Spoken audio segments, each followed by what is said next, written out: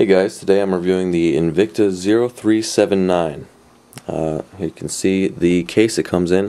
This is the standard Invicta watch box. It's got kind of like a stitched fake leather look on it, and it's got this wavy finish here. So yeah, that's just the standard box. It comes with most of the Invictas. They have different ones for a few of their different series, but for the most part, this is what you're going to get. Inside, you got a manual. This is a multi-model manual. It has instructions for like a chronograph and stuff, which this watch does not have. So they use the same manual for a few different watches. And then inside here, you can see I have already taken off the little mall tag looking thing, which on the back states the Msrp of $695 and the model number is 0379. Now, for those of you that don't know, Invicta has really jacked up MSRPs. They put them way higher than you're actually going to find the price for.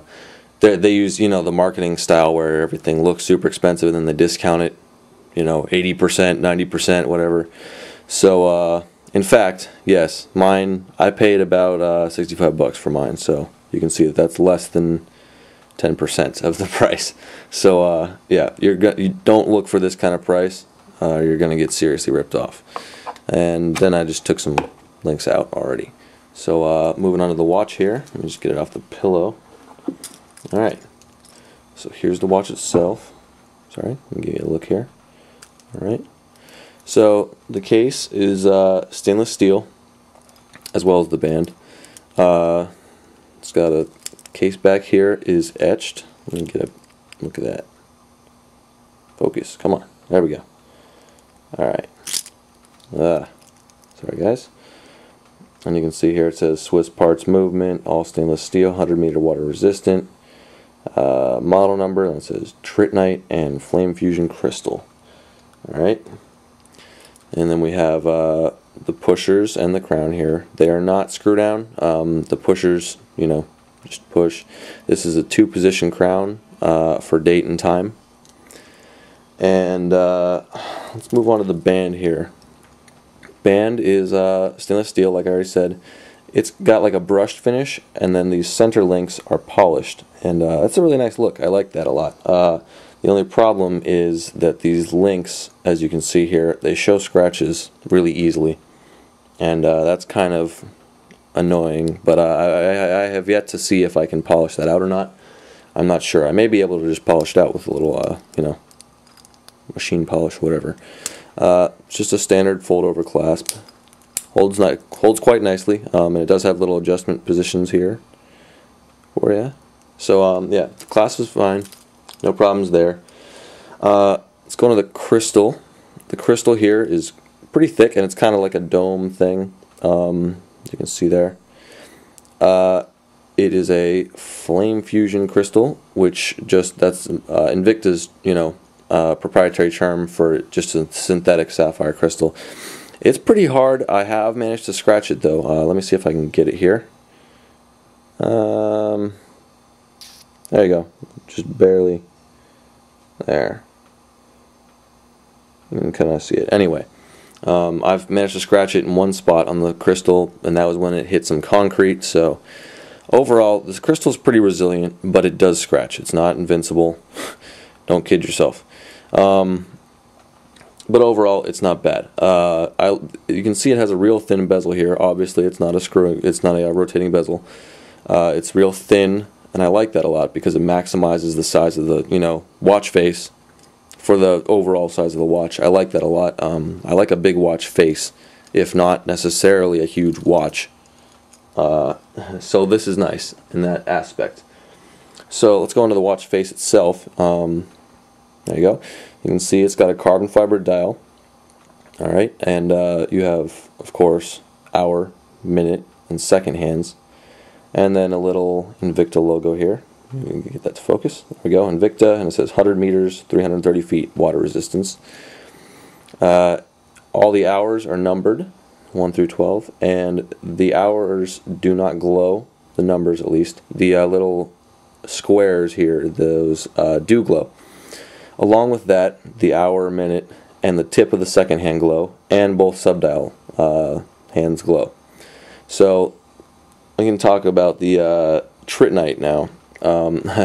Tritnite is simply Invicta's trade term for lume, glow, for the indices and such.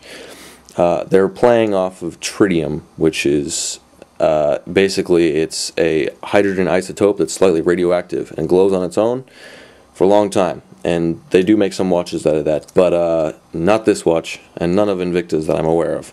It's much more expensive. So don't kid yourself into thinking that your watch is going to glow forever either. However, the glow at first at least is pretty good. Here, let me, pardon the glare, I'm going to light this up real quick. Alright, and you can see here, it's got pretty decent glow, at least at first.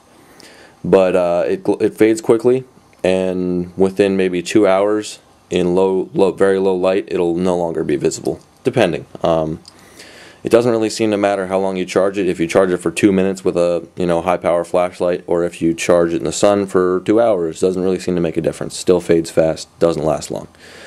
So I'm not really that happy with the glow, but it at least will let me see something, hopefully. So back onto the dial. You have carbon fiber dial, then you have two black sub dials here, which are kind of the sunray thing. You can see it kind of casts the light. The top one is for month, and the bottom one is a 24-hour dial. And then here we have the date window. Yep, today it's the 11th. And it does have a little cyclops on top of the date window itself. Not on top of the crystal, but on the date window itself there's a cyclops. And it does make it, readable enough, easy enough. So this watch is a relatively large watch. It's 48mm case diameter, 13 millimeters thick, and it has a 23mm band. Alright, so I'm going to put it on my wrist here. I have roughly 7-inch, just under 7-inch wrist, just so you guys know. So you can see here, there it is. It's almost looking, a little too big for my wrist, but in real life I think it complements pretty good and doesn't look too bad. In fact, I like it. So there it is. And one con that I do have with this watch, sometimes I will accidentally bump one of these pushers, and I'll notice that it's 2 months passed in a day. That's only happened a couple times, and it's not really a big con because I can just reset it. Obviously I know what month it is. So that's not really a big con, but it is something to be aware of. One other complaint is with this hinge right here on the fold-over clasp. It is a little bit wiggly. It's not bad, and I don't think it's going to fall apart or anything, but it feels kind of weird when I take it off my wrist. So, and I believe that's pretty much it. Sorry for that noise in the background. Somebody just drove by on their scooter.